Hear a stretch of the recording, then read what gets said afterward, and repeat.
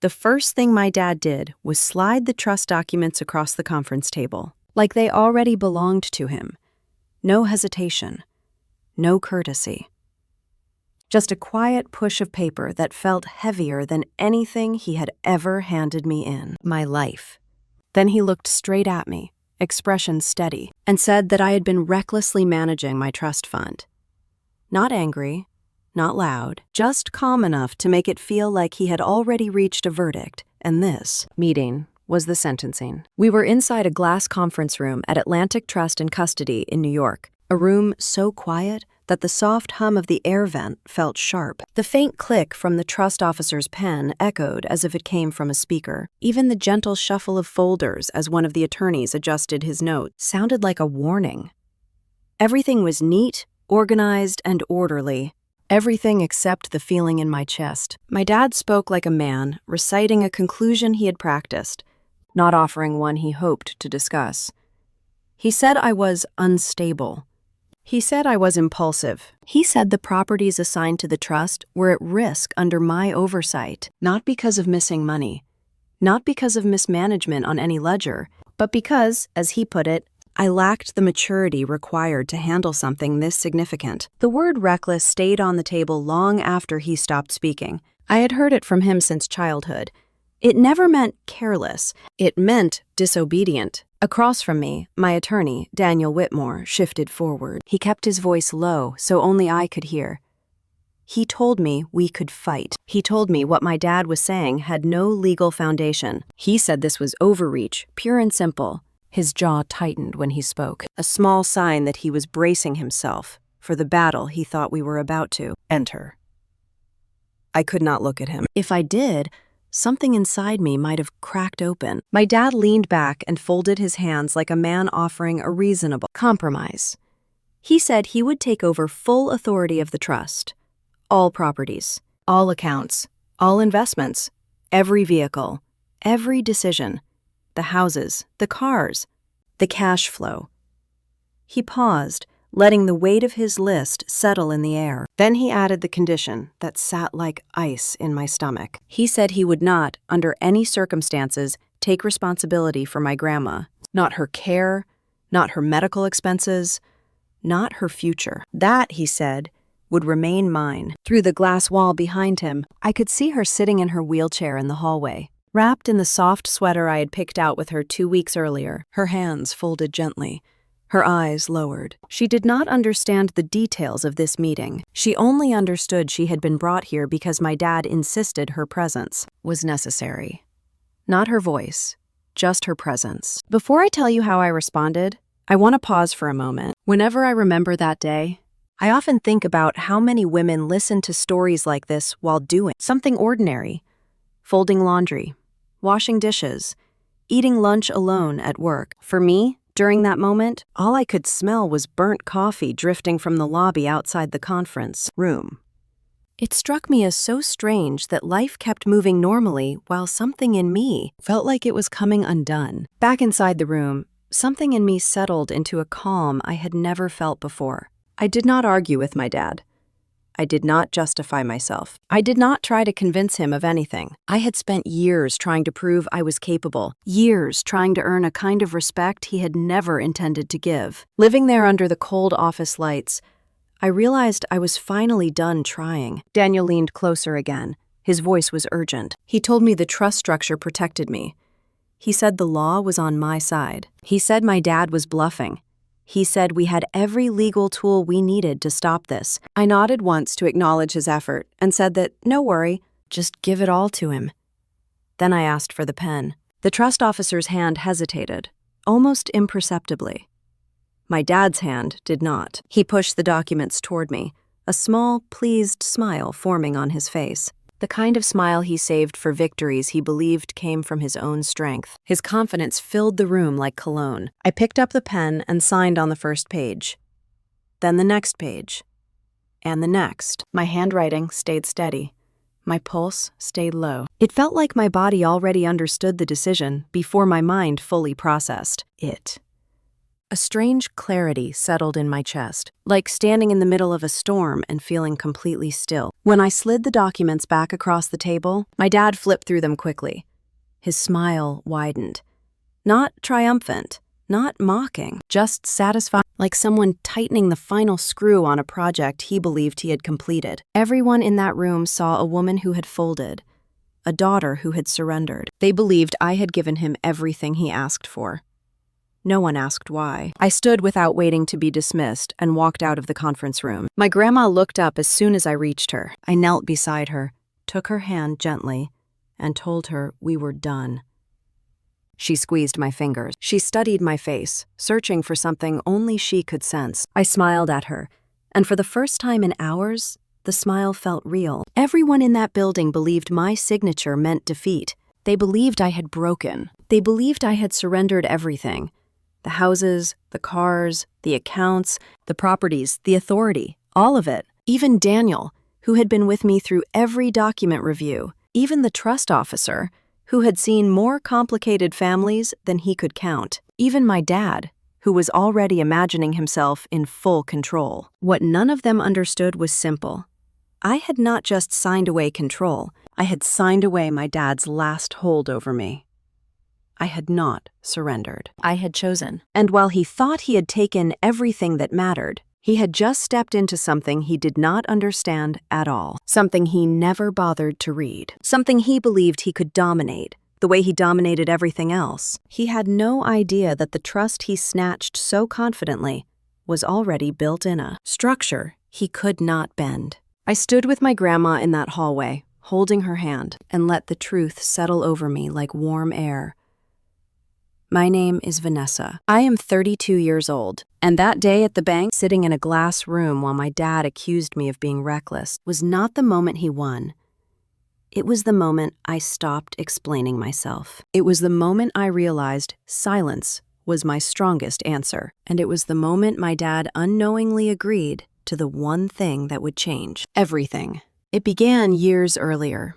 Long before my dad ever decided I was reckless, long before that glass room in New York and the soft hum of the air conditioner. That felt like judgment. It began in our house in Boston, in the quiet spaces where I learned that every choice I made could be taken apart by my dad and held up as proof that something was wrong with me. I was too young to understand then that some men do not need a reason to call you reckless. They just need the opportunity. Growing up, my dad had a way of filling every room he walked into. Not loudly, not physically, but with a kind of authority that said he was the final word on everything. He corrected the way I poured cereal. He corrected the way I loaded the dishwasher. He corrected how I spoke, how I planned, how I dreamed. If I liked something he thought was silly, he said it was impulsive. If I liked something he thought was too structured, he said I was overcompensating. There was never a middle ground. I was either too much or not enough. I remember one afternoon when I was maybe 10 years old. I had saved 2 weeks of allowance so I could buy a watercolor set from a local craft store. It was nothing fancy, just small paint pans and a brush that felt too light in my hand. I came home excited and set everything up on the dining table. I started painting a little landscape I had imagined, soft blues for the sky, and patches of green that reminded me of the park near our house. I was proud of it in a way only a child can be proud. When my dad walked through the front door and saw me, he paused. "You bought that without asking." His voice was not loud, but it carried weight. I told him I had saved for it. I told him I thought it was okay. He picked up the watercolor set, turned it over in his hand, and said I should have used the money for something practical, something useful, something that meant something. Then he set it down and walked away. I stared at the brush for a long time after that. I could not bring myself to touch it again. Years later, I realized that was my dad's way of shaping the world. If he could point out every flaw in something, he could convince you there was no point in trying. And if he could make you question your own decisions, he could make sure he was always the one deciding everything for you. Reckless was not about my mistakes. It was about his need for control. My mom tried to soften it sometimes. She would give me small smiles when he walked out of the room, the kind that said she understood, even if she could not say anything aloud. She was quieter than him, more careful with her words, and she learned long before I did that silence caused fewer storms. She loved me.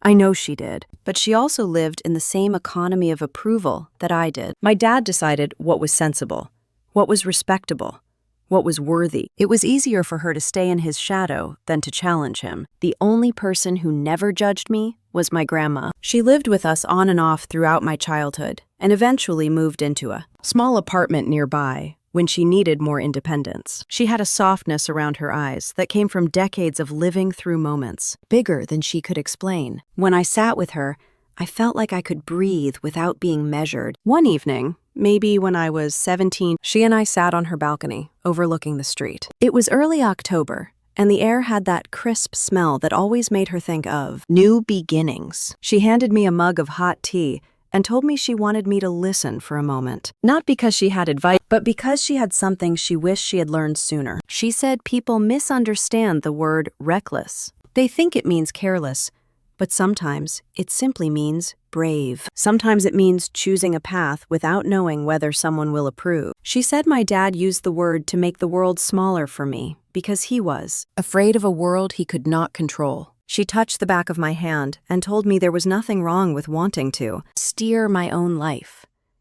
She always knew how to see me without breaking me down.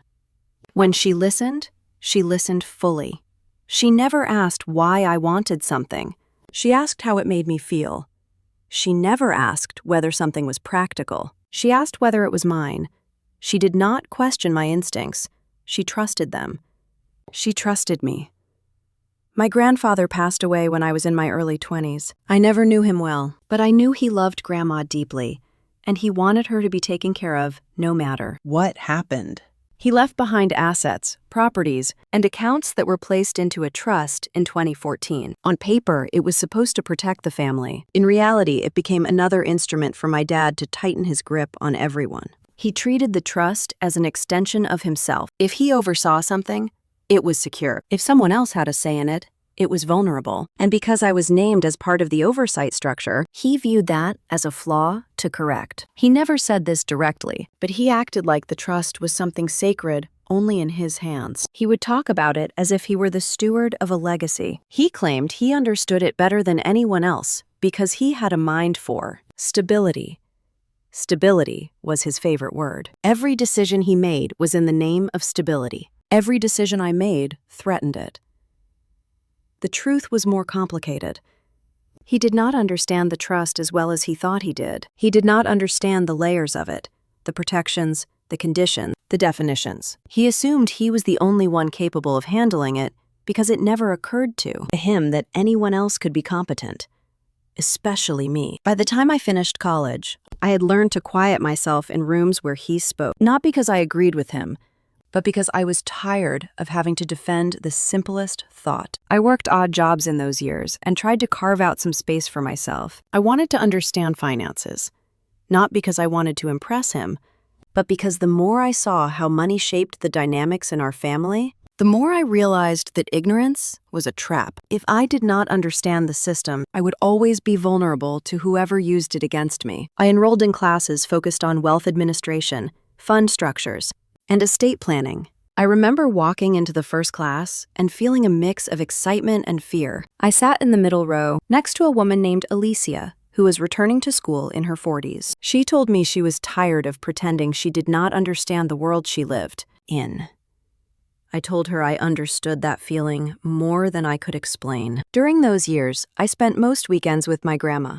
We would sit at her kitchen table, and I would show her what I was learning, not in a technical way, just enough to make her feel included. She listened the way only she could, nodding slowly and smiling whenever something made sense to her. She would tap her mug and say, there was power in knowing how things worked. There was even more power in knowing how people used things to keep you in place. One night she told me that my dad did not fear mistakes. He feared autonomy. If I learned the language of the world he used to control me, he would lose the ability to define me. She said I did not need to fight him loudly. I just needed to understand enough to stop needing his permission. Something shifted in me after that conversation. I began studying harder, not for grades, not for certification, but to understand every layer of the financial structures that shaped my life. I wanted to know the rules, because I had lived too long under someone else's version of them. I still remember sitting in a seminar on fiduciary responsibility and realizing that the trust in my family was not just an account. It was a structure built around authority. Whoever controlled it controlled more than property or money. They controlled the narrative. They controlled the boundaries. They controlled the illusion of who was responsible and who was not. It was the first time I saw clearly that the trust was not really about legacy or security. It was about power. It was about whose voice mattered and whose voice could be dismissed with a single word like reckless. That realization was the moment everything crystallized for me. If I wanted to survive my dad's expectations, I needed to understand the systems he believed only he could navigate. I needed to stop trying to prove I was responsible and instead learn how responsibility was defined in the first place. By the time I graduated and stepped into my first position in a small wealth administration office, I already knew the direction my life was moving. Not toward money, toward clarity, toward independence, toward understanding how people like my dad shaped the world, and how to stop them from shaping mine. I did not know then that all of those lessons would lead me into the heart of a battle my dad never saw coming. I just knew that I needed to stop being afraid of the word reckless and start understanding why he needed me to believe it. I just knew that I needed to stop being afraid of the word reckless and start understanding why he needed me to believe it. That realization stayed with me through my first months working at the small wealth administration office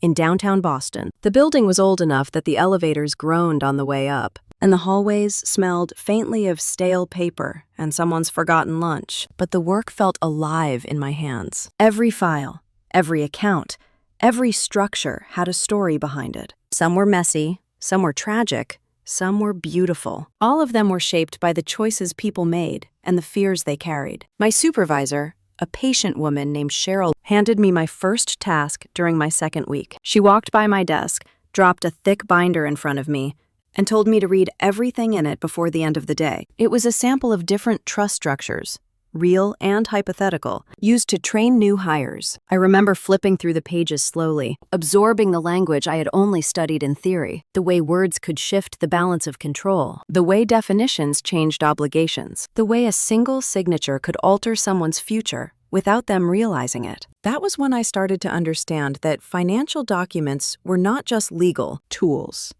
They were stories written in a language most people never took the time to learn. And if you did not learn it, someone else could use it to direct your life for you. A few weeks later, Cheryl assigned me to help prepare files for a client meeting with a senior advisor from Atlantic Trust and Custody. The advisor's name was Jonathan Pierce. He arrived with 2 briefcases, a stack of folders, and the kind of tired politeness that told me he lived most of his life in boardrooms. He had sharp eyes that softened only when he spoke about client protections. It was clear he actually cared about the people behind the accounts. Jonathan asked me to pull historical statements, payout schedules, and annual reports from the trusts our office had archived over the last decade. He wanted me to examine how different structures held up over time. Some trusts were simple, some were complex, some were executed flawlessly. Others devolved into disputes that fractured entire families. One afternoon, while sorting through a thick folder, I found a document type I had not seen before. It was labeled Charitable Remainder Trust. The pages were clean and organized, and the structure was unlike anything I had studied in class. I read through it twice, then a third time, tracing the flow of responsibilities and limitations with my finger. The language was simple enough to follow, but firm in its boundaries. Principal protected. Income paid out to an individual for life. Remainder designated for a charitable entity. I remember sitting back in my chair and whispering quietly to myself, so this is how it works. There was something elegant about it, something final, like a door that closed gently, but permanently. When Jonathan returned to pick up the files, I asked him about it. I did not want to sound inexperienced, so I phrased my question carefully. I asked what made this type of trust different from others. He looked at me for a moment, then asked what I had noticed. I told him it felt like a trust designed to protect the beneficiary from the world, but also to protect the principal from the beneficiary. He gave a slight smile and said that was often the point. He explained that some people use charitable remainder trusts to provide income for someone they care about, while ensuring the assets eventually support a cause believe in. When I asked if the principal could ever be touched early, he shook his head, not without violating the terms and breaking the structure. It was built that way for a reason. That evening I stayed late, reading everything I could find. I did not tell anyone why I was so interested. I did not tell Cheryl. I did not tell my mom.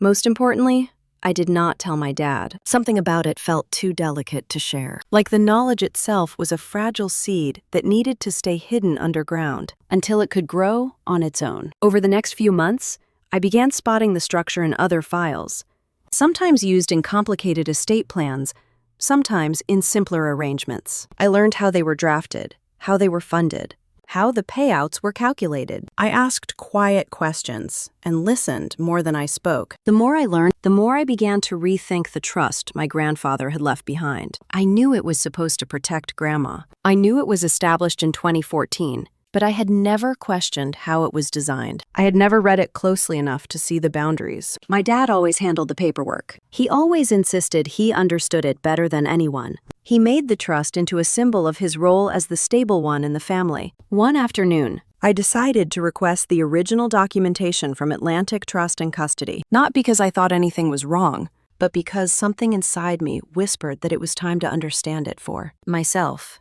When the packet arrived, thick and bound with a plastic clip, I stared at it for a long time before opening it.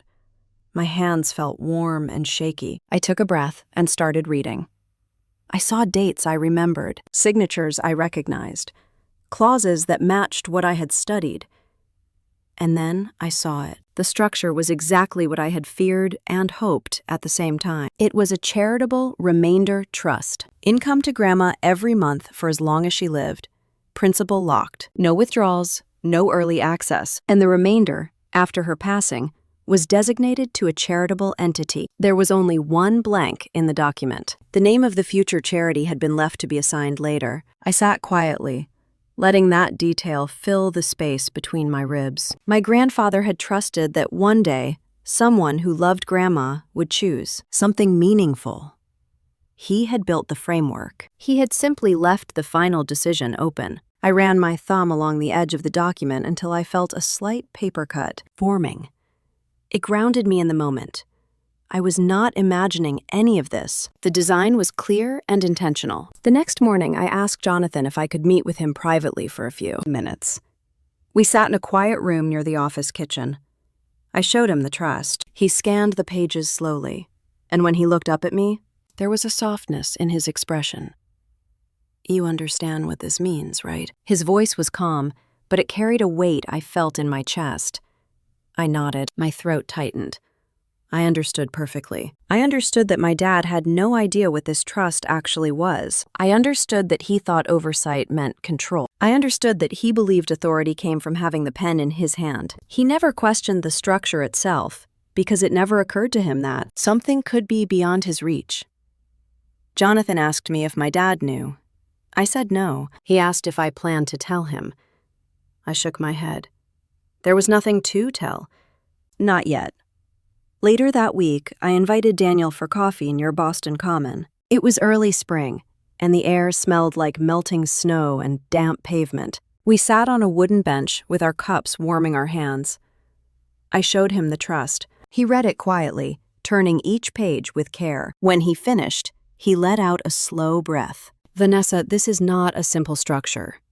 He tapped the papers lightly. "This is intentional. Someone designed this to protect your grandma and to make sure the assets go somewhere meaningful after she is gone. Control does not work the way your dad thinks it does. He can take over oversight, but he cannot change the nature of what this trust is." I remember staring at him, the weight of his words settling into me like sand filling the bottom of a jar. Every grain made the picture clearer. I asked him if he thought I should tell my dad. He took a long sip of his coffee before answering. His voice was gentle when he said it might not matter.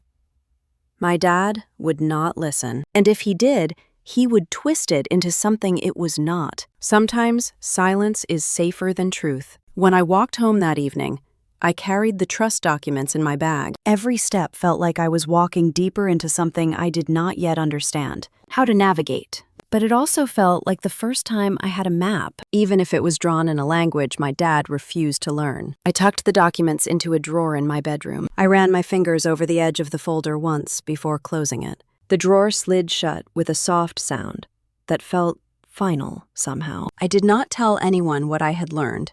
Not my mom, not my friends, not even Grandma. She would have understood. But I wanted to protect her from the weight of it. I realized something important in the days that followed. The trust was not about money. It was not about property or legacy. It was about boundaries. It defined who had power and who did not. It defined what could be touched and what must remain intact. It defined the limits of authority. For the first time in my life, I saw clearly that power did not come from the person holding the pen. It came from the structure behind the paper. And the structure was already written. I closed my eyes one night and let that truth settle inside me. There was no need for confrontation, no need for explanations, no need for permission. Silence would do the work for me, and the trust, in its quiet and unchangeable way, would do the rest. I did not know then how deeply that lesson would shape the next chapter of my life. I only knew that something inside me was shifting. I was 25 in the spring of 2017 when the idea first took real shape. It happened during one of my Sunday visits with Grandma. We were sitting in her small living room in Boston, the sunlight slanting through the curtains and catching dust in the air. She had dozed off for a few minutes, and I sat quietly watching her breathe, her chest rising and falling with a rhythm that felt both fragile and steady. On the table beside her was a folder containing old letters from my grandfather. I picked one up gently. In one letter he had written years before his passing, he spoke about how quickly older people became invisible once they reached a certain age. He wrote about friends who had been taken advantage of financially. He wrote about systems so complicated that even well-intentioned people could not navigate them. At the end of the letter, he said something that stayed with me. He said that maybe the best way to honor someone was not by protecting their money, but by protecting their dignity. I sat with that thought for a long time. When Grandma woke, I asked her if she remembered the letter. She nodded and told me my grandfather had always believed people deserved protection, especially when they grew older and the world stopped listening to them. She said he worried that the people with the strongest voices were usually heard first, not the people who needed help. That night, in my tiny apartment not far from the Charles River, I opened my laptop and typed the words "Elder Financial Protection" into the search bar. I read articles, case studies, reports about fraud, and stories that sounded too familiar. Stories of children taking advantage of parents, caregivers manipulating vulnerable adults, strangers draining accounts, systems failing. The more I read, the more I felt something heavy settle in my chest. The world was full of people who did not know how to protect themselves financially, and even fewer people willing to help them. A question took root in my mind. What if I could create a place that did exactly that? Not a business, not a personal project. Something real, something that could stand on its own and function without permission from anyone in my family. Something made with the intention my grandfather had held in his heart. By early summer, I began drafting paperwork for a nonprofit. The first thing I wrote was the name, Elder Financial Protection Fund. It felt too big for me, too official, too bold. But something about it felt right. It was not about me. It was about people like my grandma and the countless others who needed someone to stand between them and the parts of the world that could harm them. I spent nights and weekends researching the requirements to become a registered charity under the 501c3 designation. The paperwork was dense, but I found a strange calm in it. There was clarity in rules when they were not being weaponized. I filled out form after form, mission statements, program outlines, governance descriptions. I wrote in plain language so anyone could understand it. I wanted this charity to be transparent in a way most financial structures were not. Finding board members was hard. I reached out to people I trusted from my classes and my early work in wealth administration.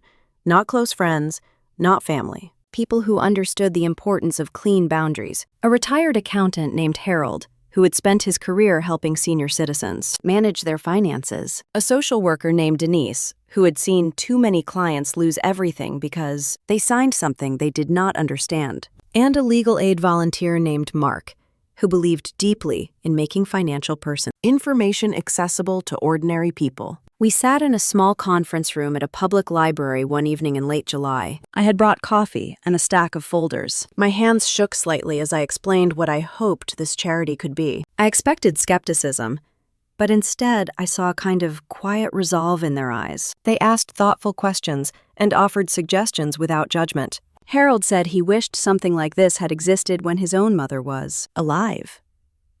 Denise said it could change lives in ways people would never see, but would always feel. Mark said the mission made sense because vulnerability and money were always a dangerous combination, and no one prepared people for that. When they all agreed to join the board, I felt something inside me release. It was the first time in my life I had created something without needing approval from my dad, or fearing he would find a way to criticize it. By fall, after months of revisions and submissions, I received a letter from the Internal Revenue Service confirming the approval of the Elder Financial Protection Fund as a recognized charity. I remember holding the envelope in my hands on my apartment doorstep, staring at it for a few seconds before opening it. When I saw the approval, I sat on the steps and cried quietly. Not out of pride, not out of accomplishment, but because something that had lived only in my imagination was now real. It existed outside my dad's reach. He did not know about it. He did not control it. He did not get to define it. I called Grandma that evening and told her I was stopping by. She lived in a modest apartment near Davis Square then, and when I arrived, she had already made a pot of tea. She seemed to sense something was different. We sat at her small wooden table, and I handed her the approval letter. She unfolded it slowly, her eyes moving across the page. When she looked up at me, her eyes filled with warmth. She squeezed my hand and told me my grandfather would have been proud. Then she said something that surprised me. She said she was proud too. We talked for hours about what the charity could do. Workshops for seniors, financial literacy programs, advocacy for those who had been taken advantage of, helping families navigate confusing terms and hidden conditions. Grandma said she wished something like this had existed when her own friends had struggled. Her voice became steadier as she spoke. I could see hope blooming in her expression. In the months that followed, I kept meticulous boundaries around the charity. I funded the initial costs myself, with small amounts saved from part-time work. I did not take a salary. I did not ask my mom for help. I certainly did not tell my dad.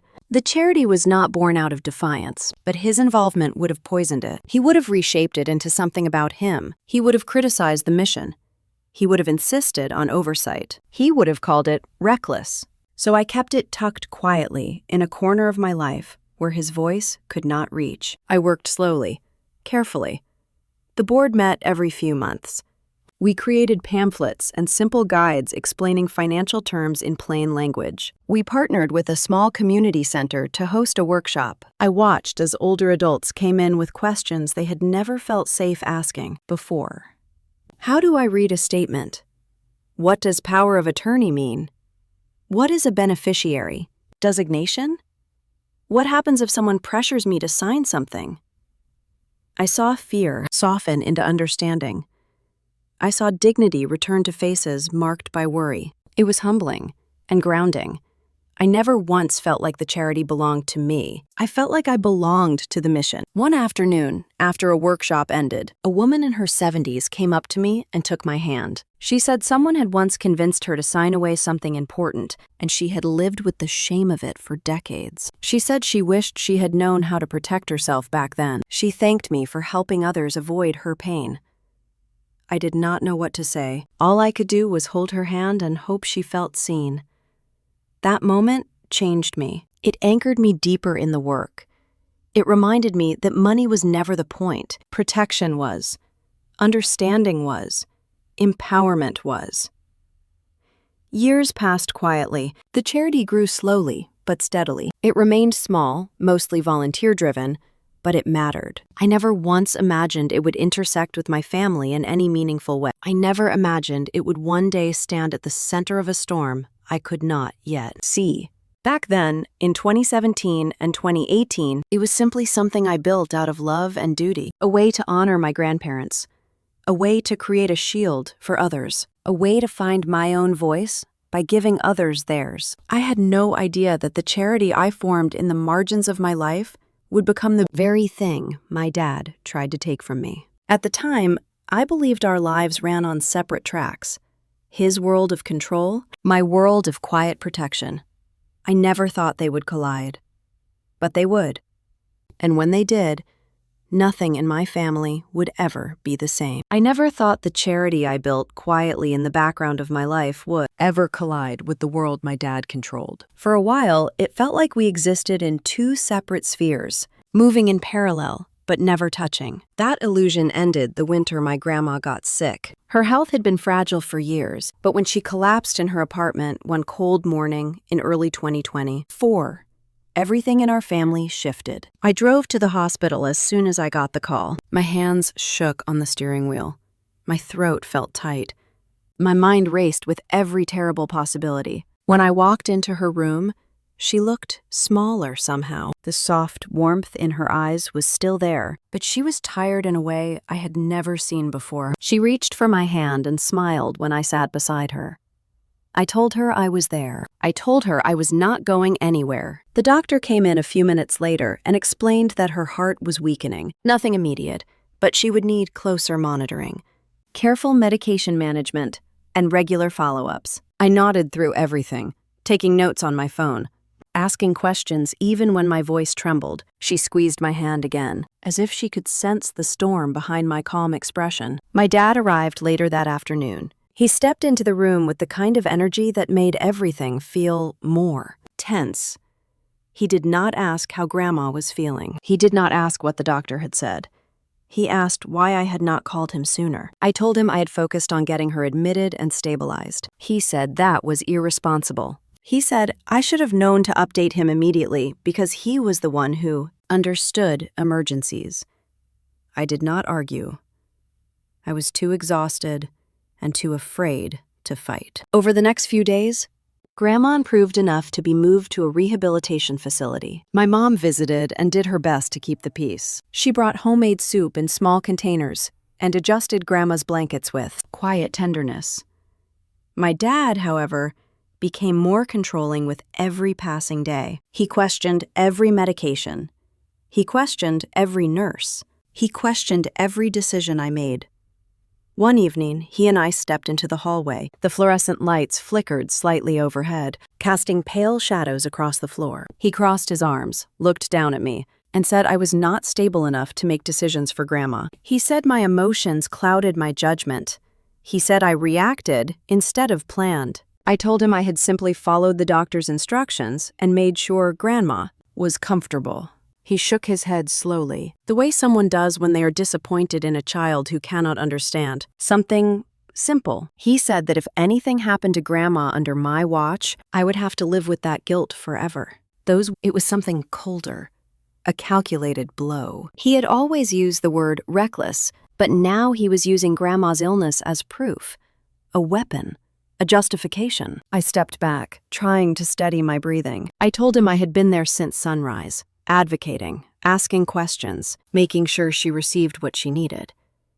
He said that was exactly the problem. He said I was too reactive, too emotional, too attached. He said he needed to take control of everything, including decisions about the trust. The trust. The one he thought he understood. The one he believed belonged under his authority. He said it was time things were handled responsibly. He said my involvement only complicated matters. I felt something was still inside me. Not shattered, just still. A nurse passed by and nodded politely. My dad lowered his voice even more. He said that if Grandma's care required funds, he would need full control of the trust to manage them properly. I knew he did not mean her medical bills. He meant everything. Control, power, authority. I told him calmly that the trust was already structured for Grandma's care. He dismissed that with a wave of his hand. He said he knew better than I did how these things worked. He said oversight without authority was pointless. He said the trust needed someone who could make firm decisions without emotional interference. My heart pounded as he spoke. I felt that familiar pressure from childhood, that crushing sense he could twist anything into evidence of my inadequacy. A few days later, I called Daniel and told him everything. We met in a small cafe near Beacon Hill. Daniel listened carefully, his brow furrowed, his hands wrapped around a mug of coffee gone cold. When I finished speaking, he leaned back and let out a long breath. He said if my dad truly believed he could take control of the trust, he was dangerously mistaken. Daniel said the structure was firm, inflexible, and filled with protections my dad clearly did not understand. My voice shook when I asked what would happen if my dad pushed harder. Daniel rubbed his forehead and said the legal consequences could be severe. Violating the terms of the trust could create liability. Mishandling funds could expose him to scrutiny. Trying to reshape or redirect the trust could be considered a breach of fiduciary duty. I stared at the table, the weight of his words sinking in. My dad did not believe rules applied to him. He saw the world as something he could correct with enough authority. I asked Daniel what would happen if my dad actually succeeded. Daniel looked at me for a long moment. Then he said something that struck deeper than anything else. He said my dad wanted authority, not responsibility, and the trust was built entirely around responsibility. If my dad took control, he would be bound to obligations he did not understand and could not escape. When I told Daniel my dad thought everything was just technicalities, Daniel gave a small, tired laugh. He said that was exactly how people walked into traps of their own making. Still, he warned me to be careful. Family disputes over trusts were complicated, painful, and often irreversible. When we stepped outside, the air was cold enough to sting my cheeks. I felt the heaviness of something closing in. Not a danger, a decision. In the weeks that followed, Grandma's health stabilized, though she remained fragile.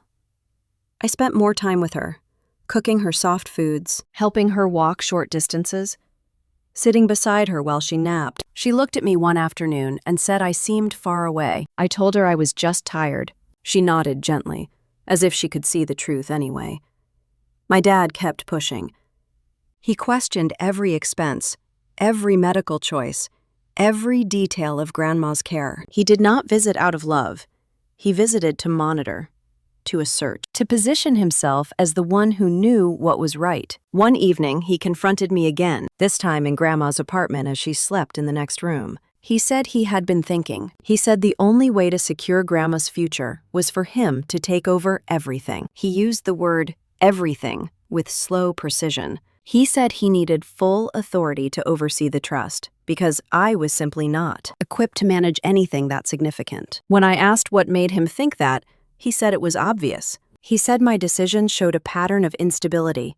He said I was emotional, impulsive, reckless.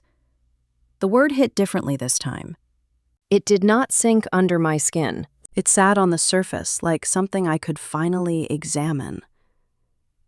Reckless, a word he clung to whenever his authority slipped. A word sharpened for moments exactly like this. Something shifted in me. Quiet, irreversible. I realized I no longer needed to fight him for approval. I no longer needed him to see me as responsible. I no longer needed to prove anything. What he wanted was control. What the trust offered was responsibility, and he had no idea what he was asking for. I sat down on the edge of Grandma's bed and held her hand. Her warmth steadied me.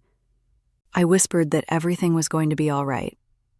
I did not mean calm. I meant inevitable. I knew what I would do. I knew exactly how far I would let my dad go. And I knew that once he stepped into the role he believed he deserved, he would finally understand the weight of the world he kept trying to claim. The morning I returned to Atlantic Trust and Custody felt nothing like the first time I walked in. The air was quieter. The lobby was almost empty. Even the lighting felt softer, less clinical. It was as if the building itself had pulled back, given me a moment of stillness I had not realized I needed. I helped my grandma settle into her wheelchair near the front desk. She wore a pale blue scarf she loved, wrapped carefully around her neck, her hands folded in her lap. She looked tired, but steady, watching me with the same gentle patience she always had. I told her I would only be there for a few minutes. She nodded, squeezing my hand once before I stepped into the hallway leading to the small conference rooms. Daniel was already inside when I walked in. This was not the larger room from before with glass walls and a full audience. This was a private room, narrow and quiet, with beige walls and a single window overlooking the street below. Papers were stacked neatly on the table. 2 pens rested side by side. The trust officer stood as I entered and gave me a polite greeting, his voice soft. "Careful." Daniel closed the folder in front of him and stood up. "Students, my face, the way someone does when they are searching for a sign, any sign, that a person is about to change their mind." He asked if I was sure I wanted to go through with this. His voice was quiet, not pleading the way it had been before, but steady and sincere. He said there was still time to reconsider. He said we could walk out of the building right now and fight back. I pulled out the chair and sat down.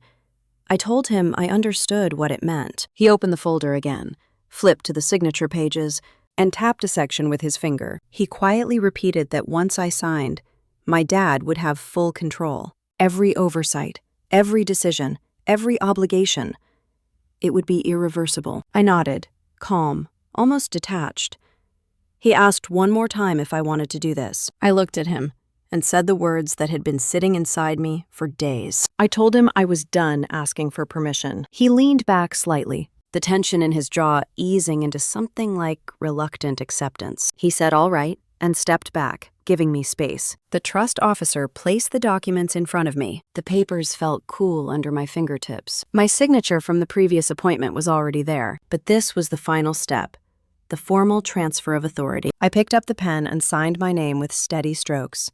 I did not hesitate. I did not waver. I did not look around the room for someone to tell me I was doing the right thing. I just signed. My dad arrived moments later, walking in with a confidence that filled the space before he even said a word. He nodded at the trust officer, glanced briefly at Daniel, and then looked at me, not with suspicion, not with concern, with certainty. He believed this was the natural order of things, finally being restored. He asked if everything was ready. The trust officer confirmed the transfer was complete. He smiled a satisfied, almost paternal smile. He said he was relieved that I had finally come to my senses. He said this was better for everyone. He said he would take care of things from here. I did not argue. I did not defend my choices. I did not explain myself. I simply gathered my bag, thanked the trust officer softly, and walked out. He did not follow. He was too busy discussing next steps with the officer, already planning how he would reshape the trust in the image of his authority. He did not understand that what he had accepted was not power. It was heavy. It was my responsibility. It was a system that did not bend for anyone, not even him. He believed he had won. I walked through the lobby where my grandma waited. She lifted her head when she heard my footsteps and smiled a little. Her eyes searched my face, finding something new there, something settled. I knelt beside her and took her hands gently.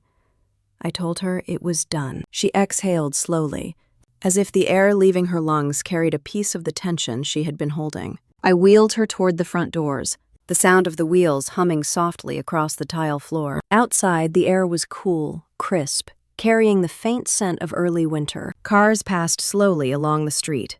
People walked by with coffee cups and scarves pulled to their chins. Life moved at its own pace, unaware of the quiet shift that had just occurred inside that building. As I helped my grandma into the car, I felt a strange calm.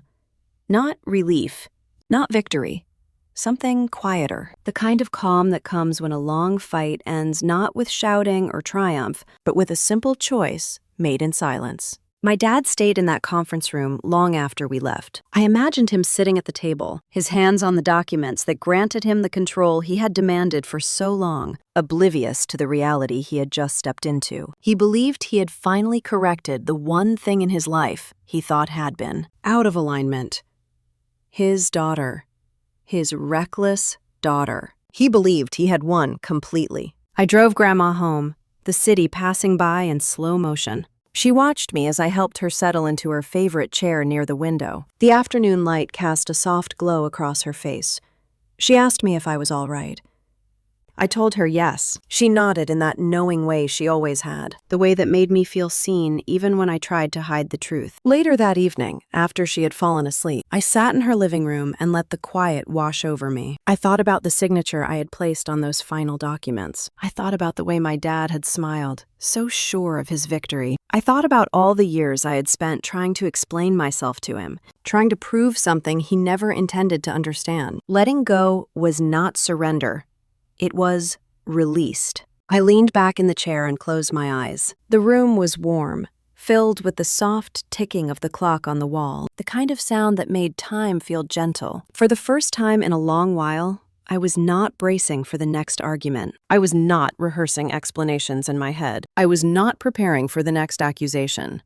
I had stopped explaining myself. And somewhere across the city, my dad was sitting in a conference room, holding the authority he had fought for his entire life, unaware that the moment he believed he had won was the exact moment he had set everything else in motion. It was quiet in the room, warm, still. I could finally breathe. The real shift, the one neither of us could see yet, was already unfolding. He had no idea the shift was already unfolding. Not yet. Not on that quiet evening while I sat in my grandma's living room listening to the soft ticking of the clock. But the first crack in his victory started less than 24 hours later. He called me early the next morning. His voice was clipped, tight, the way it always got when he felt people were wasting his time. He said he was at the bank. He said something was wrong. He said they would not release the funds. For a moment, I did not say anything. I let the silence settle between us. He repeated himself, louder this time. He said the trust officer refused his request to withdraw money. I asked him what he had tried to take out. He said it did not matter. I told him it did matter. He breathed hard through his nose, the way he did when he was trying not to yell. He said he had tried to access the principal because he needed to make adjustments. He said a trustee should not have to beg for assets to assets he was responsible for. I closed my eyes for a second and thought about the folders Daniel had shown me. I thought about the wording and the structure and the protections that had been written long before either of us understood what they meant. My dad demanded to know why the bank had refused him. I told him the principal was not accessible. He asked why. I told him that was how the trust was structured. He cursed under his breath. He told me not to play games. I reminded him I no longer had authority. His voice sharpened instantly. He said I was being condescending. He said everything would work fine if people stopped hiding information from him. I told him to speak to the trust officer. He snapped that he already had. Later that afternoon, the trust officer, Mr. Collins, called me. His tone was professional but strained. He said my dad had tried to override internal controls. He said my dad insisted the money was his to manage freely. He said he had explained multiple times that trustees do not simply reach into the principle of a charitable remainder trust. He said my dad had responded with disbelief, then impatience, then anger. I thanked him for calling and apologized for the trouble. He told me it was all right, that these things happened, that trustees sometimes needed time to understand their responsibilities. But there was a hesitation in his voice when he said it. A small pause, as if he already sensed this situation would not be like the others he had handled before. The next day, my dad showed up at my grandma's building. No warning, no knocking, just storming in with a folder in his hand and tension in every step. He said the trust officer must have been wrong. He said the bank must have misread the documents. He said someone must have misunderstood the terms. I told him to talk to the attorney handling compliance. He said he had. He said she told him the same thing. He stopped pacing and stared at me, his eyes narrowing like he was seeing something he did not expect. He asked me what kind of trust Grandpa had set up. His tone was not curious. It was accusing, as if I had personally designed the structure to insult him. I reminded him it had been drafted when I was a teenager. He did not accept that. He asked what I was not telling him. I told him everything he needed was in the documents he signed. He laughed once, sharply. Then he left. 2 days later, he tried again. Different bank branches, different requests, same result. The principal remained untouchable. He called Daniel afterward. Daniel called me.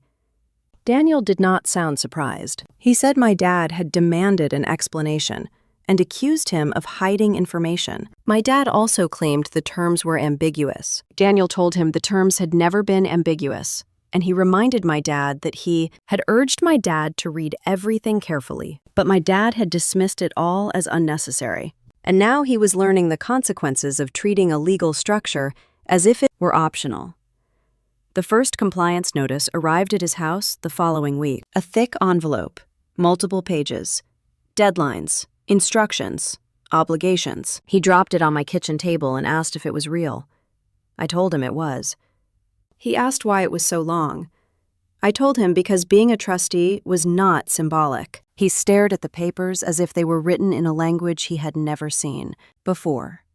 There were quarterly filings, annual reports, investment reviews, risk assessments, documentation requirements, fiduciary acknowledgments, and then there was the monthly distribution, $25,000 every single month, to my grandma, on time, no exceptions. My dad sat down heavily. He asked if he was supposed to personally fund the payments. I told him no. The trust did, but he was fully responsible for authorizing, confirming, and reporting every transaction. He rubbed the back of his neck and muttered that no one had told him that. I told him the documents had. He said the documents were confusing. I said the documents were clear. He glared at me then, the way he always did when he felt cornered. He said I should have explained it before I transferred authority. I told him he had not asked. I told him he had not listened when others tried. My mom stepped into the room then, her eyes tired, her voice soft. She told him he needed to calm down. He said he could not calm down when everything was falling apart because his own daughter had misled him. I did not answer. There was nothing left to say. As the weeks passed, more responsibilities surfaced. Investment policies he had never heard of. Restrictions he had never imagined. Meetings he was required to attend. Disclosures he had to sign. He tried to delegate everything. The trust officer reminded him he could not. The responsibility was personal, non-transferable. He tried to threaten legal action. The bank did not respond to threats. They responded with procedure. Then came the compliance audit. It was Elaine Brooks from the regulatory division who called him. Her voice was polite, efficient, and unruffled. She said it was time for the routine audit of trustee performance. She asked for records. She asked for timelines. She asked for documentation. He did not have them. He had not kept them. He had not known he needed to. He asked her if the audit could be postponed. She said no. He asked if she could guide him through the process. She said she could answer specific questions, but the responsibility remained his. He asked her why the trust was structured this way. She said charitable remainder trusts were always structured this way. He fell silent. Then he asked the question he had been avoiding. He asked her what the remainder meant. Elaine paused. Not cruelly, not dramatically, just a brief pause, the kind professionals make when they need to choose their words carefully. She told him the remainder was the portion of the trust that passed to them, charitable beneficiary upon my grandma's death. She told him it was integral to the structure. She told him it could not be altered. He asked her who the charitable beneficiary was. Elaine flipped through her notes. I could picture her doing it. Calm, efficient, precise. She told him she would confirm after reviewing the file. She said she would follow up. My dad hung up the phone without another word. He called me that night. He did not yell. He did not accuse. His voice was flat, almost unfamiliar. He asked me if I knew who the remainder beneficiary was. I told him he had the documents. He said he wanted to hear it from me. I told him the answer was in the trust.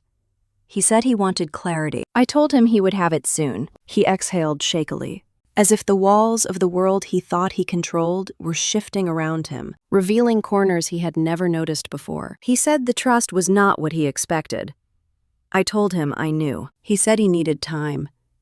I told him time would not change the terms. He said none of this made sense. I told him it would. The line went quiet. I heard him breathe.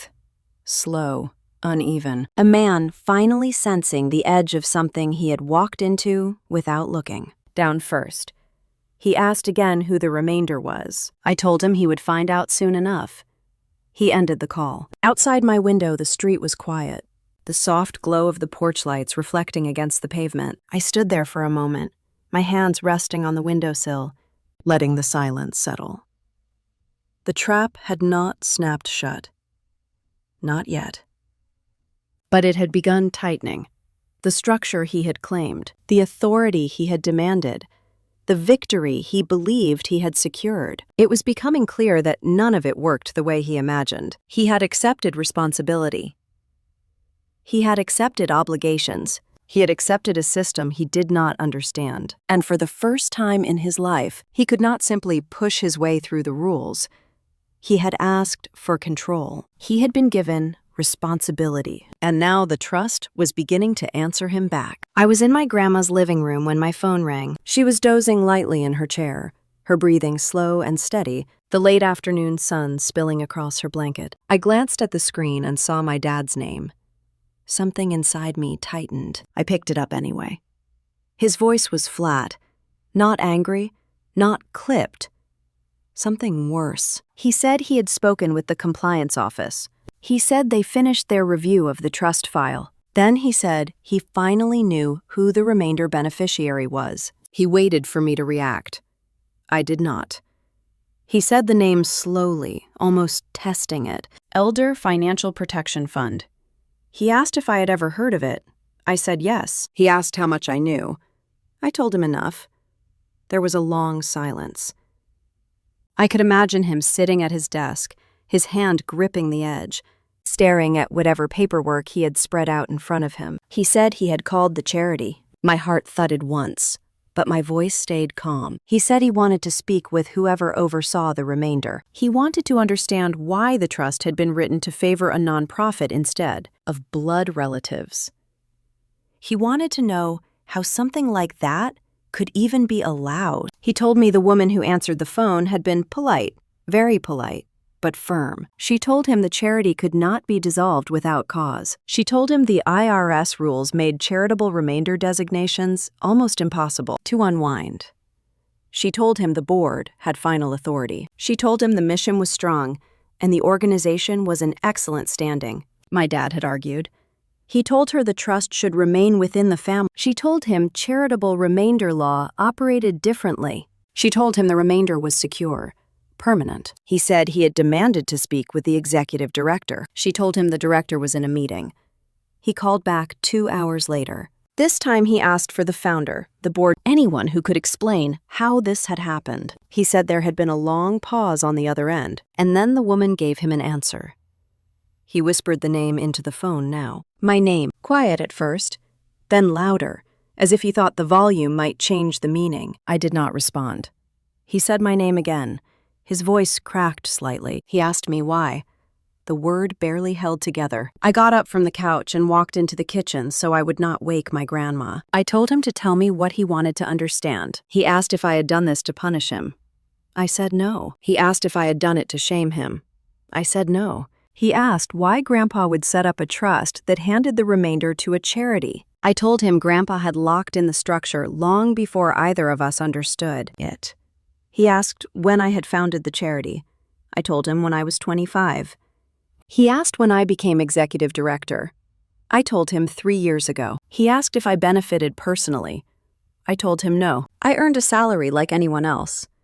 The remainder did not go to me. It went to the mission. He inhaled sharply, like the air had turned cold around him. He said he did not understand. I told him he was not supposed to. Not yet. Then he asked the question that had clearly been scraping at him from the inside. He asked why I never told him. I asked him when he had last listened. There was a long silence then. Not the kind filled with anger or resentment, a hollowed-out silence. A silence where something collapses quietly. He finally said he had already contacted an attorney to dissolve the charity. The attorney told him he could not. He asked if he could remove the executive director.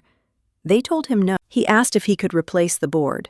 They told him no. He asked if the remainder could be redirected. They said irrevocable meant irrevocable.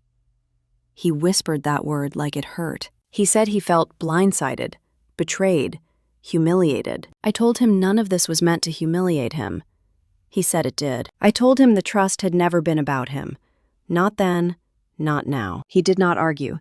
He did not yell.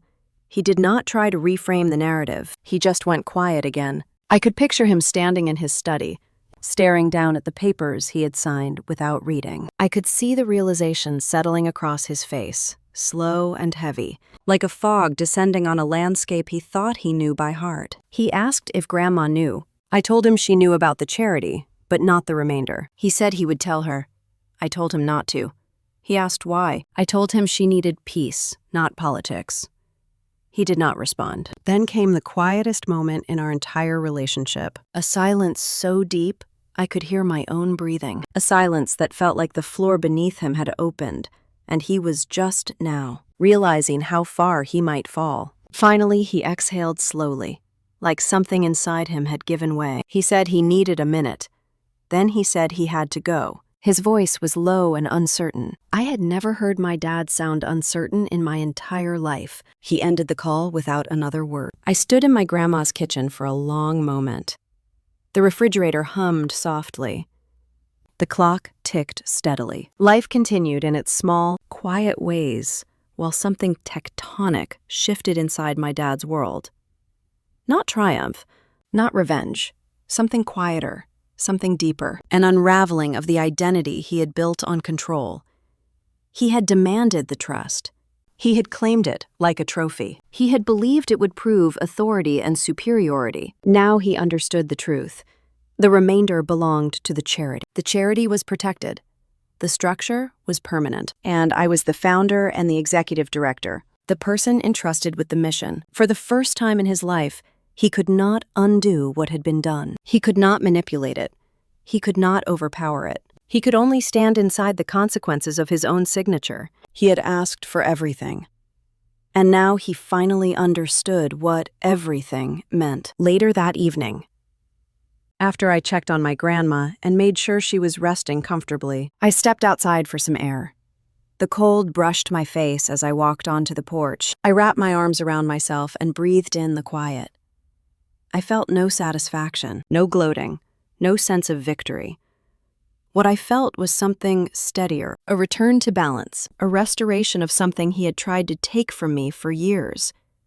My identity, my voice, my autonomy. And now, without yelling or fighting or explaining myself, the truth had shown him who I had become, long before he ever thought to ask. Inside the house, my grandma stirred slightly, and I went back in to check on her. She smiled faintly in her sleep, unaware of the shift that had just taken place in our family. I watched her for a moment, then sat beside her and folded the blanket around her shoulders.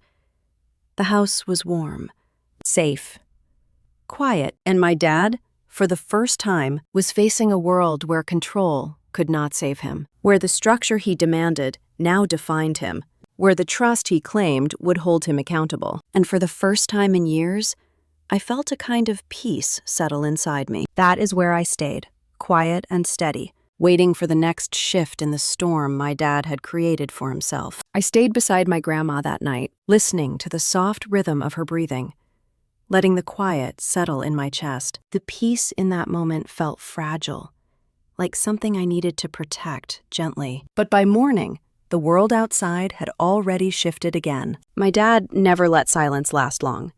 He needed movement, control, noise. And the moment he realized he could not undo the trust from inside the system, he tried to break it from the outside. I learned about the lawsuit from Daniel. He called me early, his voice steady but tired, the way he sounded when he had spent the entire night reading documents he knew he would never respect.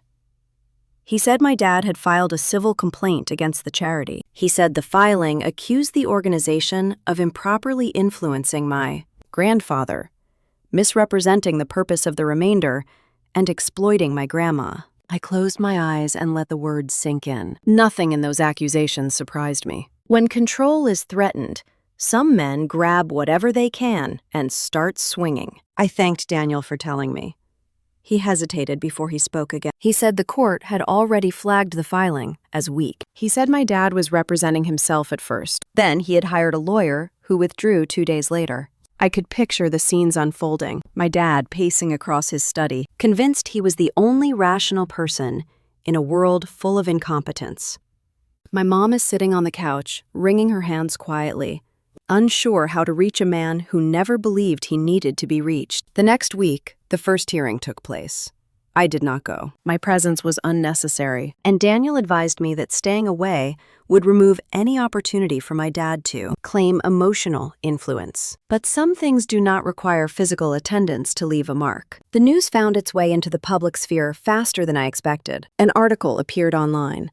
Then two. Then a cluster of smaller outlets picked it up. Someone forwarded me the headline from a local paper. Man sues charity for elder care. The headline sat beneath a picture of my dad walking into the courthouse, his jaw tight, his posture stiff. The article was neutral in tone, but not sympathetic. It listed the charity's mission, its history, its IRS standing, and the trust documents associated with the remainder. The comments were harsher than the reporting. People wrote that suing a charity was a low blow. Some said it was pathetic. Others asked why a man would fight to take money away from elder protection services. The story gained traction for a few days. Then it faded the way most stories fade, leaving behind only faint traces of humiliation. Daniel attended every hearing. After each one, he called me with a brief summary. Each call was shorter than the previous one because the court's decisions were consistent. The claims were unfounded. The allegations did not meet any legal standard. The motions lacked supporting evidence. The judge dismissed the first complaint without prejudice. My dad filed again. The judge dismissed the second complaint with prejudice. Daniel said the judge warned him that continued filings could result in restrictions. My dad filed a third complaint anyway. By the time the third filing was submitted, the courtroom staff already recognized his name. The clerk rejected the case at intake. A notice was issued barring him from filing additional claims related to the trust or the charity without special permission. Daniel told me that losing in silence is painful, but losing loudly, publicly, repeatedly is something else entirely. I did not ask how my dad reacted. Some answers do not need to be spoken. Around that time, my grandma's health began to decline more quickly. Her doctor said her body was slowing down. Nothing sudden, nothing sharp or frightening, just a gradual softening of her strength. I sat with her every day, adjusting her blanket, helping her drink water, listening when she wanted to talk, and holding her hand when she wanted to be quiet. She never asked about the trust. She never asked about my dad's lawsuit. She knew something was happening, but she did not press for details. She had lived long enough to understand that not every truth needs to be carried. One evening, as I read to her from an old book she loved, she reached for my hand. Her fingers were cool and fragile. She asked me if I was at peace with the decisions I had made. I told her yes. She nodded slightly and closed her eyes, the faintest smile appearing on her lips. She said she trusted me. She said she always had. And then she drifted back to sleep. She passed away 2 weeks later, early in the morning, while the house was still dark and quiet. I was beside her, holding her hand. Her passing was gentle, the way she had lived, without drama or resistance. After the nurse confirmed everything, I sat with her a little longer, letting the stillness wrap around me. There are moments when grief feels too sharp to hold, and others when it feels like a blanket settling over your shoulders. That morning, it was the latter. The days that followed moved in slow waves. Arrangements, phone calls, neighbors dropping off food. My mom cried softly while she folded laundry. My dad pacing the hallway, speaking little, refusing help, insisting on doing tasks that did not need to be done. I did not interfere. Grief has its own shape for every person, and forcing someone out of theirs never works. A week after the funeral, the trust officer reached out. He expressed his condolences first, his voice gentle, respectful. Then he explained that with my grandma's passing, the charitable remainder trust had reached its conclusion. The remainder, which totaled $9.4 million at final accounting, would be transferred to the Elder Financial Protection Fund. All procedures were already prepared. The timeline was clear. There was nothing to dispute or renegotiate. The trust had done exactly what it was designed to do. I sat at my kitchen table while I listened, one hand wrapped around a warm mug. When he finished, I thanked him. He asked if I needed anything else. I told him no. He said he admired the charity's mission and hoped the remainder would help many people. I said it would. Later that afternoon, I received an email from the board. They wanted to schedule an emergency meeting to review the remainder transfer and discuss how best to allocate the new funding. I stared at the message for a few minutes. Then I closed my laptop and stepped outside to breathe. The air had a crispness to it that hinted at a season changing. I let the cold settle into my lungs and exhaled slowly, feeling something inside me loosen. There was no celebration. No triumphant moment, no vindication, just completion, a line drawn, a next step waiting. My grandma's legacy was secure, not through wealth, but through intention. The trust had supported her in life. Its remainder would protect others in ways she would have approved of deeply. I thought about my dad that evening as I sat on the porch. He had not called since the funeral. I knew why. The lawsuit had failed. The public attention had embarrassed him. The trust had concluded without his influence. And now the remainder he had fought so hard to control had moved quietly into a system he could not touch. For a man who had lived his entire life believing he could bend the world into shape, this ending must have felt like an earthquake. My mom called me briefly to check in. Her voice was soft, tired, worn. She said my dad was keeping to himself. She said he had not spoken much. She said she did not know how to reach him. I told her that some distances cannot be crossed by force. She sighed, thanked me, and hung up. I stayed outside long after the sun dipped behind the houses on the street. The porch light flickered on automatically, drawing a small circle of warmth around my feet. I listened to the quiet, letting the day settle inside me. There was no victory to savor, no revenge to claim. Nothing about this was sweet. My grandma was gone. My dad was unraveling. The trust had simply done what it was built to do. And now, all I felt was a quiet steadiness, like stepping onto solid ground after a long walk across ice. He unraveled quietly after the trust closed. Not publicly, not with the loud rage he used to depend on, but slowly. Like a man realizing the world would no longer bend for him the way it once had. He stopped calling. He stopped pacing through his house like he owned every wall. He stopped trying to force the universe back into the shape he believed it should be. My mom told me he spent most mornings sitting at the kitchen table, staring out the window at the backyard, the same yard where he used to lecture me about responsibility, composure, ambition. Years passed like that, steady and oddly gentle. The charity grew without noise.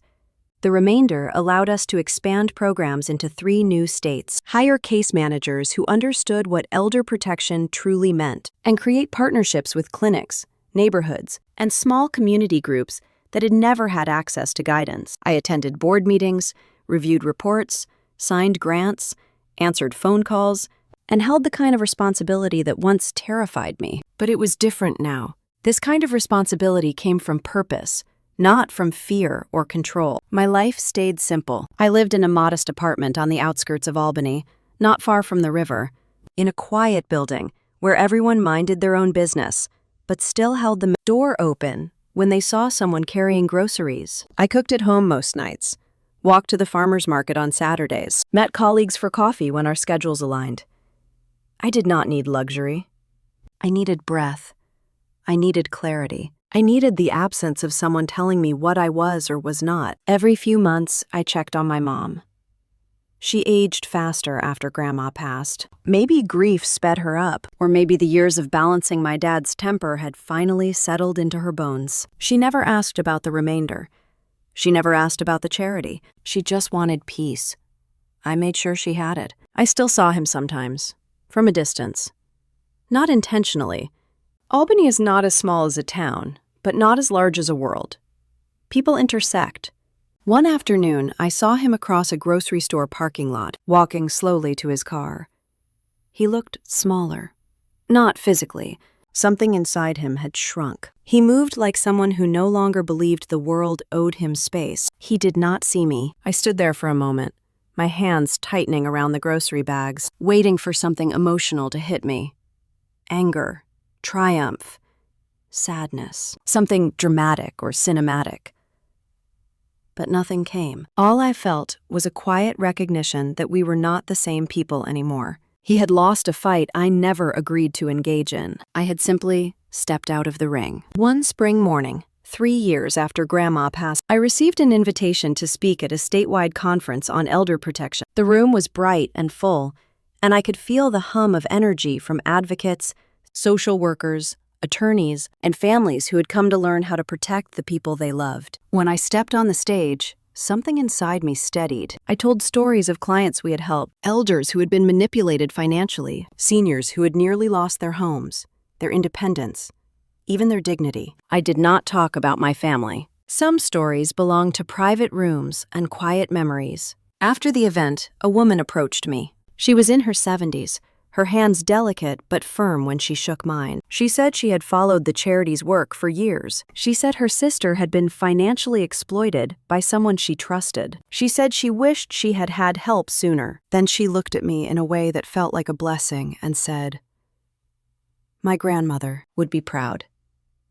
I carried her words with me for days. When I thought about my grandma, I thought about her hands, warm against my face when I cried as a child. I thought about her voice, always calm, always certain. I thought about the afternoons she spent reminding me that worth is not something earned through approval or performance. It is something built through choices, through compassion, through integrity. I carried those memories with me like a compass.